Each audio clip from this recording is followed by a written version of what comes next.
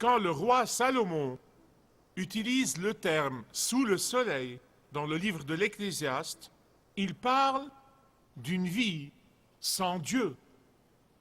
Chaque fois qu'il utilise le terme « sous le soleil », le roi Salomon parle d'une vie menée sans Dieu. En fait, dans le livre de l'Ecclésiaste, le roi Salomon répète encore et encore ces mots « sous le soleil » tant de fois, je ne les ai pas comptés. Et il dit essentiellement ce qui suit. Il n'y a rien de nouveau sous le soleil. Tout ce que les savants découvrent aujourd'hui a toujours été là.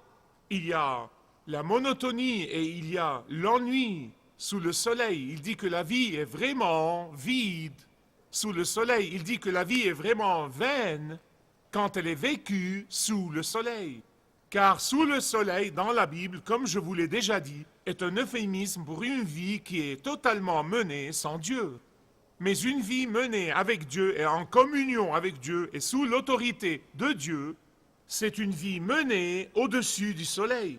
Et donc tous ceux qui sont déjà nés et qui naîtront un jour, tous les êtres humains peuvent vivre soit sous le soleil, soit au-dessus du soleil.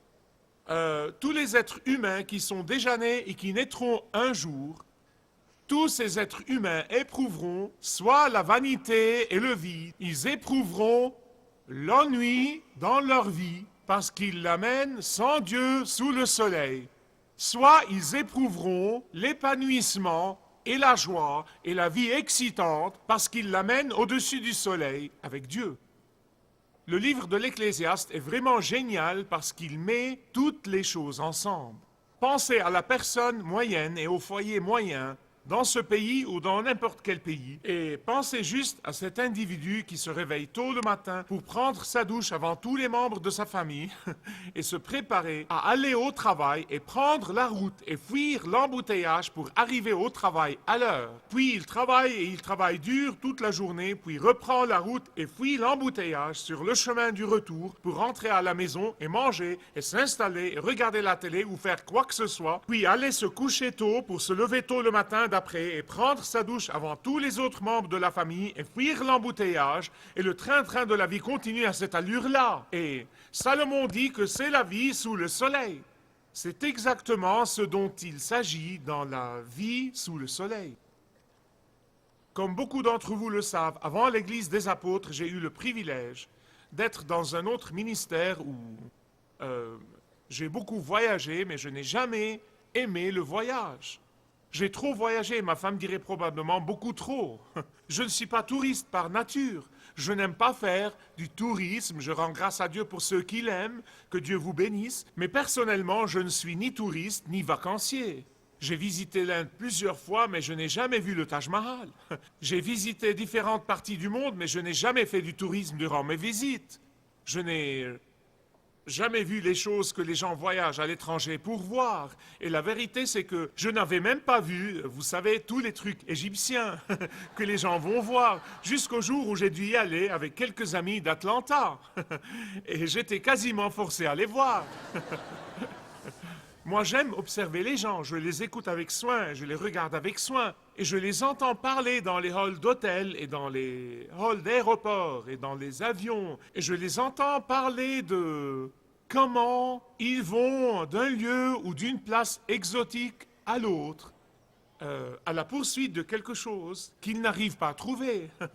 Non, mais j'entends le langage du vide et du néant. J'entends le langage de l'ennui. J'entends le langage de la vanité. Je les entends dire qu'ils espèrent trouver ce quelque chose, quoi qu'il soit, pendant leur prochain voyage. Ils espèrent le trouver dans leur prochain séjour à l'hôtel. Ils espèrent le trouver dans leur prochaine station balnéaire ou dans leur prochaine expérience. Ils espèrent trouver ce quelque chose, mais la vie est tellement vide parce qu'ils ne pourront jamais trouver ce quelque chose, quoi qu'il soit. Et leur recherche aboutit à la déception. Aboutit à la déception. Pourquoi? Parce qu'ils mènent leur vie où?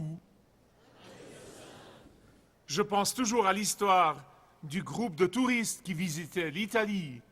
Et je pense à ces deux femmes qui étaient debout là à regarder le mont Vésuve.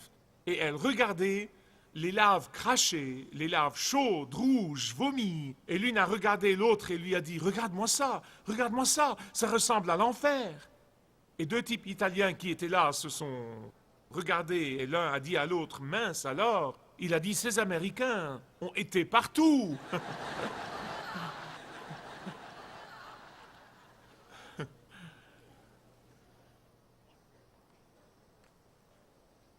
Le roi Salomon se décrit comme étant un chercheur. Certaines traductions disent prédicateur, d'autres traductions disent maître.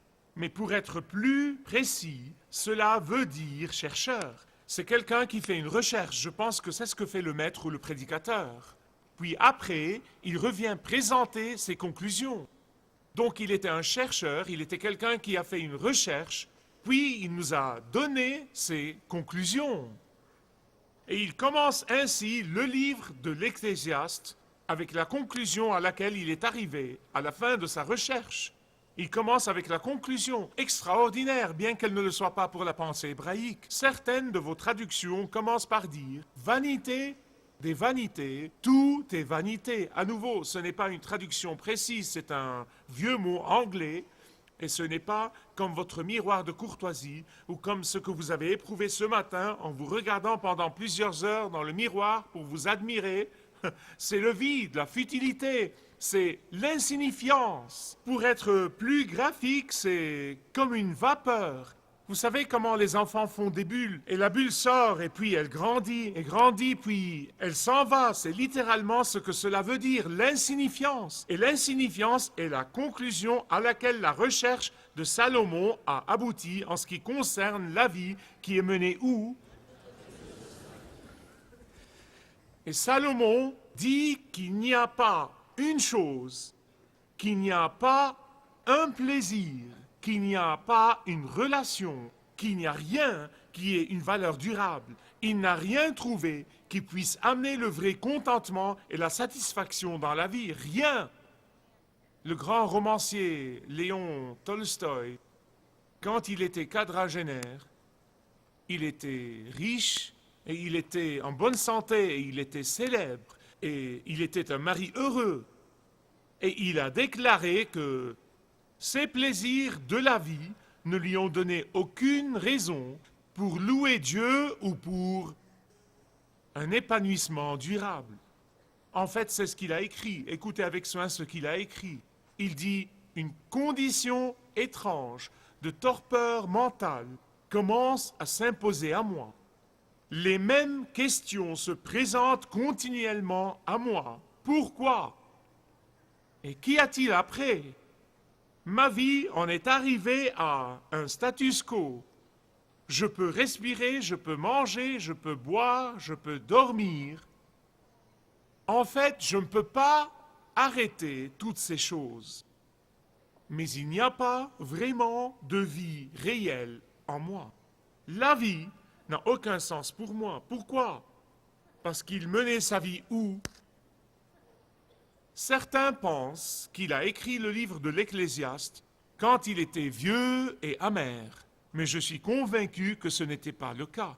Je suis convaincu qu'il a écrit ce livre quand il traversait la crise de la cinquantaine. Et croyez-moi, avec 700 femmes, je suis convaincu qu'il a traversé la crise de la cinquantaine. Je vais vous en dire davantage la semaine prochaine. J'entends des gens parler de la crise de la cinquantaine, parmi les hommes comme les femmes. Ce qui arrive, à ce qu'il paraît, c'est qu'aux alentours de 40 ou de 50 ans, les gens commencent à douter et à se poser des questions au sujet de ce qu'ils ont raté et des activités interminables de la vie. Vous savez, c'est comme cet homme qui traversait la crise de la cinquantaine et qui portait un t-shirt qui disait « Je prendrai ma revanche, je vivrai assez longtemps pour poser des problèmes à mes enfants. » Mais il ne fait pas de doute, du moins d'après mon expérience, qu'il y a un moment où les hommes commencent à se poser des questions sur les activités interminables de la vie. Ils se demandent pourquoi toutes ces activités et pourquoi tous ces efforts. Et je suis sûr aussi que les femmes font la même chose quand elles vivent sous le soleil et elles commencent à penser « mince, j'en ai assez ». de laver et de nettoyer et de cuisiner et de conduire les enfants. Et elle se demande à ce qu'il paraît au sujet de ces activités interminables dans leur vie. Et Salomon s'arrête au milieu de la vie et il commence à nous dire, en regardant les activités interminables et les activités monotones de la vie, il nous dit, laissez-moi vous prévenir au sujet de la vie où. Puis il continue et il dit, et après toutes ces activités monotones et interminables qui se poursuivent encore et encore à n'en plus finir, et après, il dit, vous savez, les gens naissent et vivent, puis ils meurent. Une génération vient et une autre génération s'en va. Puis il regarde la création, il regarde le soleil et la lune et les étoiles, et il regarde les montagnes et les rivières et les océans, et ils ont l'air d'être constants. Et il se dit, ces choses sont toujours là, mais les gens viennent et s'en vont. Elles sont constantes, mais les gens ne le sont pas. Il dit, et en fait, vous pouvez sentir que Salomon s'irrite si vous lisez le livre d'Ecclésiaste avec soin. Il s'irrite de ce fait, puis il dit que ce devrait être l'inverse. Les choses et la nature devraient venir et s'en aller, et les gens devraient rester à jamais. Pourquoi? Parce que, à ce stade-là dans sa vie, Salomon vivait où? Son père, David, l'avait prévenu à ce sujet. En fait, dans 1 Chronique, chapitre 28, verset 9, son père David l'avait prévenu. Il lui avait dit, « Mon fils, n'abandonne pas le Seigneur, le Dieu de ton père. » Et pendant une saison au moins dans sa vie, Salomon n'a pas tenu compte de l'avertissement de son père et du conseil de son père. Et il a abandonné le Seigneur, le Dieu de son père. Et il a épousé beaucoup de femmes incroyantes qui ont détourné son cœur du Dieu vivant et il a couru après d'autres dieux. Et comme il essaye de revenir, vivre au-dessus du soleil, là où Dieu est, comme il commence à repenser à sa vie qu'il a gâchée par lui-même, il nous implore quasiment d'apprendre de son expérience misérable, de tenir compte de l'avertissement. Et il dit, s'il vous plaît, ne menez pas votre vie sous le soleil où Dieu n'est pas. Vivez au-dessus du soleil avec Dieu. Et il dit qu'aucune de ces activités ne pourrait jamais vous apporter le bonheur. Elles ne lui ont pas apporté le bonheur, elles ne lui ont pas apporté la satisfaction durable. Et nous voilà 3000 ans plus tard en train d'apprendre encore et encore la même leçon. N'est-ce pas étonnant? Partout dans le livre de l'Ecclésiaste, comme nous allons le voir tout au long de cette série de messages, Salomon nous crie encore et encore cet avertissement. Il dit, s'il vous plaît, n'allez pas là où je suis allé. S'il vous plaît, prenez garde de mener votre vie sous le soleil. S'il vous plaît, apprenez de mes expériences ratées. Ne faites pas les mêmes erreurs que j'ai faites. Vivez au-dessus du soleil, vivez en communion avec Dieu, vivez sous l'autorité de Dieu. Il dit que toutes les tentations qui se présentent à vous sous le soleil ne valent pas la peine. Ne succombez pas à ces tentations parce qu'elles ne valent pas la peine. Il nous dit, tout ce que vous faites sous le soleil ne vous apportera que l'insignifiance et le vide, et la monotonie et la déception dans la vie. Ah, mais la vie menée au-dessus du soleil, où Dieu est, la vie menée en communion avec Dieu, la vie menée sous l'autorité de la parole de Dieu, la vie menée d'après les principes de la parole de Dieu, c'est une vie qui a un sens, c'est une vie qui a un but, c'est une vie épanouissante, c'est une vie joyeuse, c'est une vie pleine de contentement. C'est une vie qui est une bénédiction pour vous et une bénédiction pour les autres. C'est une vie qui est une bénédiction pour Dieu.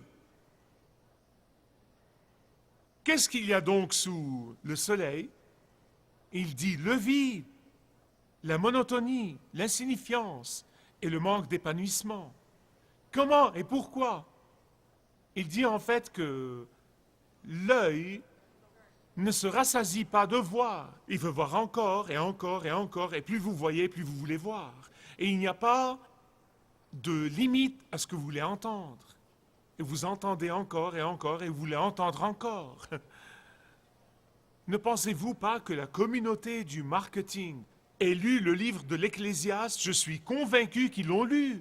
Pourquoi, à votre avis, vous avez ces tabloïds à la caisse avec ces gros titres sensationnels? Parce que vous savez, l'œil veut voir et l'oreille dit « Je veux entendre les derniers potins, ce qu'il y a de nouveau ». Ce n'est pas parce que les esprits curieux veulent savoir, mais parce que les yeux veulent voir et les oreilles veulent entendre.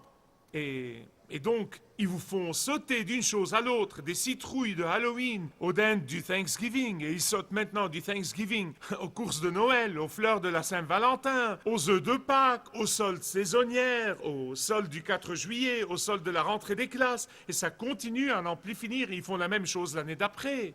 Ils vous amènent la mode du printemps, puis la mode d'été, puis la mode d'automne, puis la mode d'hiver, et puis bien sûr, ils changent la mode pour que vous ne puissiez pas porter ce que vous avez porté l'an dernier, et ils n'arrêtent pas de le changer, année après année, parce qu'ils savent que l'œil ne se rassasie pas de voir et l'oreille ne se satisfait pas d'entendre. Salomon le dit. Encore et encore et encore et encore. Et ils répètent tout cela avec une précision méticuleuse l'an d'après. Maintenant, bien-aimés, si nous sommes honnêtes avec nous-mêmes, et je conserve mon avance, nous devons admettre et nous devons confesser, nous tous, et je le sais d'expérience de première main, à quel point c'est facile, à quel point c'est facile de s'adonner aux choses matérielles, à quel point c'est facile de vouloir quelque chose, et une fois que nous l'avons, et sans nous en rendre compte, il devient un besoin. L'avez-vous remarqué? Non, mais ça se transforme de désir en besoin en très peu de temps, quand nous ne pouvons plus vivre sans. Et dans tout ce processus, et dans l'attrait de toutes ces choses matérielles, il nous est très facile d'oublier la raison pour laquelle nous avons été placés sur cette planète et le but de notre vie.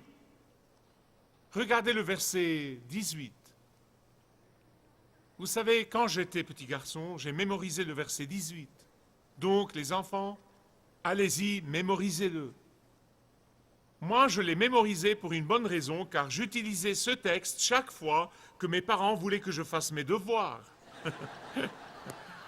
Ils me disaient, as-tu fini tes devoirs? Et je leur disais, la Bible dit, vous voyez, j'étais un pasteur en herbe, mais je l'ignorais. La Bible dit, qui augmente la connaissance augmente la douleur. Et vous savez la suite. Il me disait, la seule douleur que tu vas avoir, c'est en ne finissant pas tes devoirs. Mais c'est absolument vrai. Plus nous savons que nous sommes bien loin de savoir. Sir Isaac Newton, un grand savant et un croyant au Seigneur Jésus-Christ, a dit ce qui suit à la fin de sa vie. Il a dit, moi, j'ai pataugé dans les bas-fonds d'un grand océan de connaissances. Maintenant, le slogan de tous les scientifiques honnêtes, et le mot qui compte ici, c'est honnête. Le slogan de tous les scientifiques honnêtes, et je connais pas mal d'eux, j'en connais plusieurs, leur slogan, c'est que nous ne connaissons qu'un tout petit peu de l'immensité de la création de Dieu. Elle est là pour que nous l'apprenions. Et plus nous apprenons, plus nous nous rendons compte à quel point elle est vaste. Ça ressemble à un enfant de 4 ans qui est le fils d'un professeur de mathématiques. Et quand il rentre à la maison, cet enfant dit « Papa, est-ce que tu sais que 2 plus 2 font 4 ?» Et le père lui tapote la tête et lui dit « Continue à apprendre, continue à apprendre, c'est bien mon petit. » C'est ce que Dieu ressent pour nous. Nous faisons toutes ces grandes découvertes. Mais une personne honnête a dit, mince alors, nous n'avons fait qu'effleurer l'immensité de Dieu, et Dieu nous tapote le dos et dit, continuez à apprendre, vous apprendrez encore. Mais voici les bonnes nouvelles. Voici les bonnes nouvelles. Tous ceux qui mènent une vie au-dessus du soleil, ceux qui ont une relation personnelle avec le Fils de Dieu, non seulement éprouvent le contentement dans cette vie, mais savent aussi, sans aucun doute, que le jour viendra où ils auront une connaissance parfaite, où ils auront des corps parfaits, où ils auront des esprits parfaits, où ils auront des mémoires parfaites, où ils auront une vigueur parfaite. Et la raison pour laquelle ils peuvent vivre au-dessus du soleil dans cette vie, c'est qu'ils savent qui ils sont et à qui ils appartiennent. Ils savent le but de leur vie, ils savent leur destination ultime. Et donc, laissez-moi pour clôturer vous poser cette question. Il se peut qu'il y ait quelqu'un ici ou quelqu'un qui nous regarde à la télé. Et je veux vous poser cette question. Est-ce que vous menez votre vie sous le soleil où vous éprouvez l'insignifiance, la lassitude et la monotonie? Aujourd'hui, vous pouvez changer de direction. Aujourd'hui, vous pouvez commencer à vivre au-dessus du soleil et non pas sous le soleil. Aujourd'hui, vous pouvez commencer à mener une vie qui a un sens, une vie qui a un but, une vie d'assurance absolue de votre destination ultime et éternelle. Si c'est votre désir, pendant que nous prions, vous pouvez dire au Seigneur, « Seigneur, j'en ai assez de vivre sous le soleil, je veux vivre au-dessus du soleil. » Si vous désirez connaître Dieu d'une manière personnelle, demandez le livret « Retrouvez la joie que vous avez toujours désirée » et vous pourrez découvrir l'amour de Dieu pour vous et apprendre comment expérimenter son pardon.